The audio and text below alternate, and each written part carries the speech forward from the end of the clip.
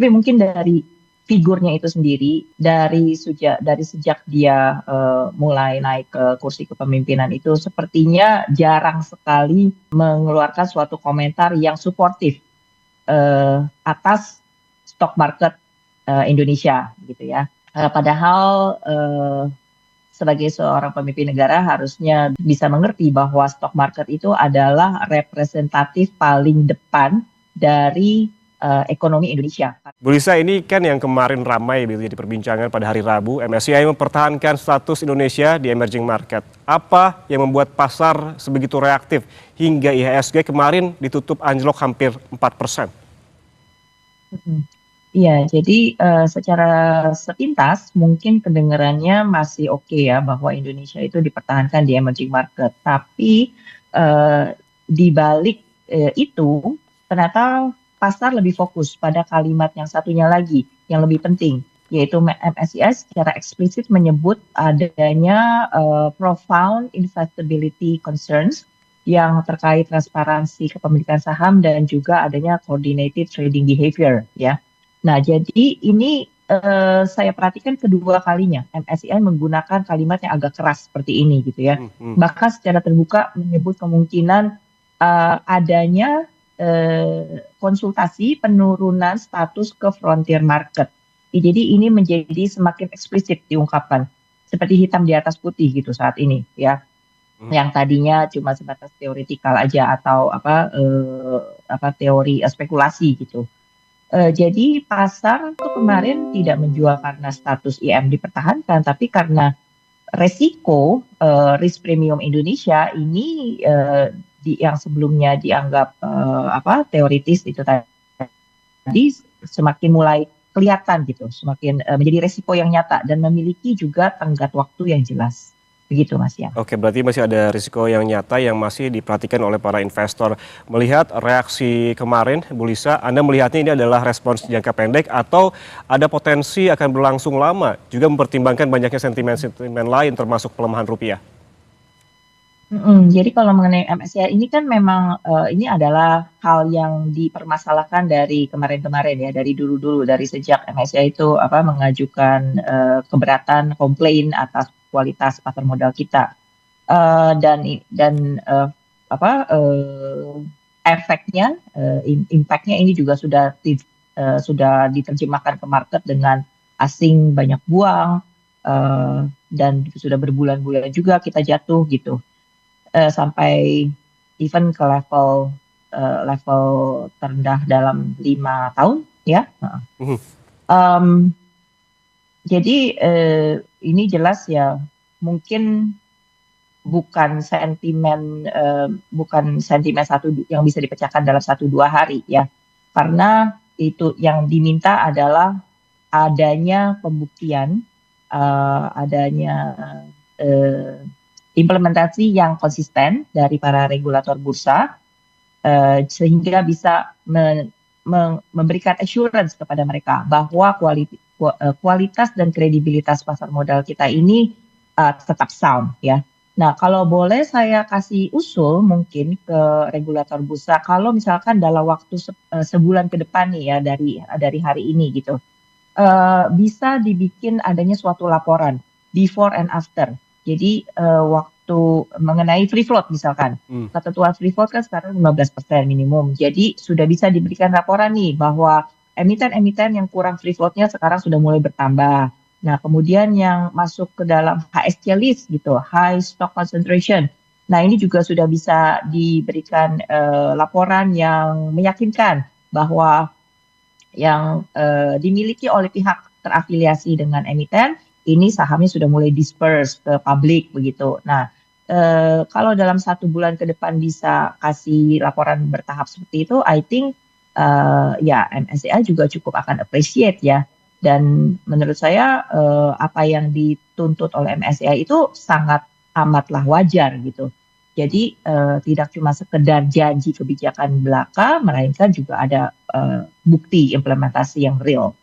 Begitu Mas Yan. Oke, berarti ini bukan sentimen yang bisa diselesaikan 1-2 hari begitu, harus ada implementasi yang nyata. Juga yang menjadi perhatian Bu Lisa di tengah-tengah masyarakat ini terkait dengan pidato Presiden. Beberapa kali ketika Presiden berpidato, IHSG terpantau terkoreksi. Apakah menurut Anda ini ada korelasinya? Apakah ini sentimen atau bukan di pasar saham? Namun jangan dijawab dulu. Kita akan kembali sesaat lagi. Tetaplah bersama kami di Kompas Bisnis.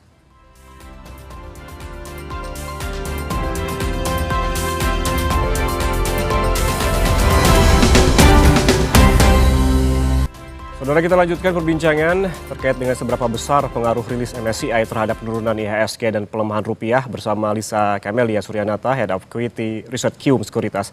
Bu Lisa, tadi pertanyaan saya sebelum jeda adalah terkait dengan sentimen begitu di Bursa Saham Indonesia. Kita ketahui kalau kita pola-polanya ketika ada koreksi tajam adalah ketika penutupan Selat Hormuz, geopolitik, juga pelemahan rupiah. Terakhir juga soal rilis MSCI. Tapi yang juga ditangkap oleh publik begitu ketika beberapa kali Presiden berpidato, IHSG terpantau terkoreksi tajam begitu. Apakah menurut Anda ini ada korelasinya atau sebetulnya ini bukan sentimen, ada sentimen lain di luar hal itu? Oke, kalau perhatikan pola, ya silakan perhatiin aja sendiri ya kalau setiap kali ada pidato dari presiden, market bereaksi gimana gitu. Tapi mungkin bukan dari apa isi pidatonya tersebut atau ada hubungannya atau enggak ke market. Tapi mungkin dari figurnya itu sendiri yang dari sejak dia mulai naik ke kursi kepemimpinan itu sepertinya jarang sekali mengeluarkan suatu komentar yang suportif atas stock market Indonesia gitu ya. Jadi padahal sebagai seorang pemimpin negara harusnya bisa mengerti bahwa stock market itu adalah representatif paling depan dari ekonomi Indonesia karena isinya adalah 900 lebih emiten-emiten perusahaan yang berdiri di Indonesia, baik itu adalah BUMN maupun swasta begitu. So that is the essence yang harusnya bisa dimengerti oleh para pemimpin negara gitu. Jadi mengenai kebijakan pemerintah juga memang lagi banyak disorot belakangan ini ya, dan kita tahu bahwa investor yang serius, investor asing, international especially, ini akan melihat apakah kebijakan government ini bisa bisa punya kemantapan atau tidak gitu. Maksudnya predictable, ya. Kebijakan pemerintah yang unpredictable itu biasanya menimbulkan faktor ketidakpastian yang tinggi di market dan itu adalah suatu faktor yang tidak disukai. Ya, jadi kita maunya nih orang market sebenarnya juga mungkin nggak peduli figurnya siapa, tapi bagaimana kebijakan itu bisa diterjemahkan yang market friendly. Ya, menurut saya itu aja sih.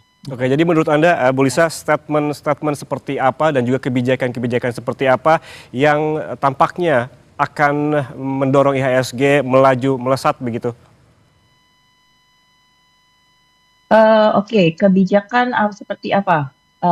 Nah, kalau misalnya boleh kita ulas, kebijakan terakhir yang ditelurkan oleh pemerintah adalah kebijakan ekspor satu pintu, ya, dana DSI, ya.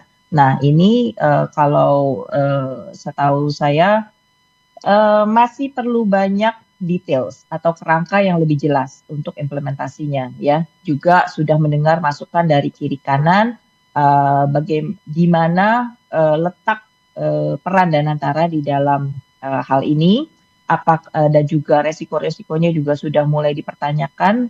Apakah ini akan menjadi salah satu alasan terjadinya bottleneck, ya, atau menimbulkan masalah-masalah di kemudian hari, atau ya Danantara ini, DSI ini cuma perannya sebagai administratif aja, level administratif aja, tidak mengganggu operasional, campur tangan dalam harga maupun kontrak gitu ya. Nah, jadi kalau mengeluarkan suatu kebijakan itu sebaiknya tidak yang berpotensi untuk blunder ya, dan juga harus dipikirkan matang-matang kerangkanya bagaimana. Kalau bisa ajaklah asosiasi industri juga untuk berunding bersama begitu. kita oke, kita tahu negara memang lagi butuh banyak pendanaan gitu ya. Dan kalau misalkan saya rasa sih pengusaha atau emiten kalau misalnya harga lagi bagus, royalti atau fee naik itu sangat, sangat amat wajar gitu. Hmm. Tapi yang membuat resiko trading yang antara buyer dan seller itu menjadi terganggu seperti ini, buktinya apa? Sudah ada surat dari China untuk menunda pembelian batubara dari Indonesia, ya kan? Nah, inilah yang ditakutkan oleh industri begitu. So next mungkin bisa dipertimbangkan cara-cara berikut. Oke, berarti sebetulnya investor juga masih menunggu begitu terkait dengan termasuk salah satunya kebijakan DSI, bagaimana implementasinya ke depan. Namun kalau kita balik lagi soal MSCI, Bu Lisa, melihat kondisi saat ini begitu, termasuk kebijakan-kebijakan yang dilakukan oleh pemerintah, apakah kekhawatiran pasar akan potensi downgrade ke frontier market ini relevan, mengingat penilaiannya itu kan masih lama gitu, November nanti? Ya, ya saat ini menurut saya mungkin masih agak terlalu dini ya untuk mengatakan Indonesia akan turun ke frontier market. Probability-nya itu belum menjadi skenario dasar gitu. Tapi I have to tell you the truth bahwa menurut survei global competitiveness belakangan ini, saya baru aja menyadari bahwa Indonesia tuh anjlok posisinya dari 40 ke 48. Bahkan among Asian peers aja kita tuh kalah gitu ya. Nomor 1 masih Singapura, kemudian disusul Malaysia, Thailand, Vietnam. Vietnam itu bahkan nomor 27.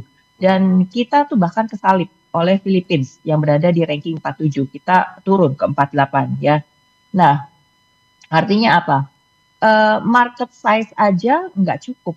Yang tadi ada tabel sebelumnya tuh bahwa kalau dari sisi market size kita rankingnya yang paling tinggi, kita bisa lebih tinggi daripada negara-negara lainnya.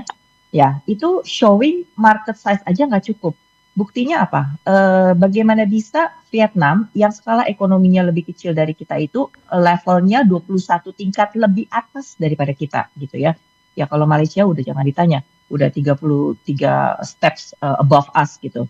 Nah, jadi yang lebih dipermasalahkan saat ini adalah bukan valuasi perusahaannya lagi, tapi lebih ke hal-hal eksternal di belakangnya, seperti institusi yang kuat, kemudian transparansi. Ini secara ekonomi global ya. Terus kemudian juga adaptasi teknologi, SDM yang bagus gitu. Dan again balik lagi ke kebijakan pemerintah yang lebih predictable gitu. So apakah kalau tadi kita balik ke pertanyaannya, apakah kekhawatiran soal downgrade ke frontier market itu relevan? Ya bukannya 0%, menurut saya ada gitu, ada kemungkinan ke arah situ.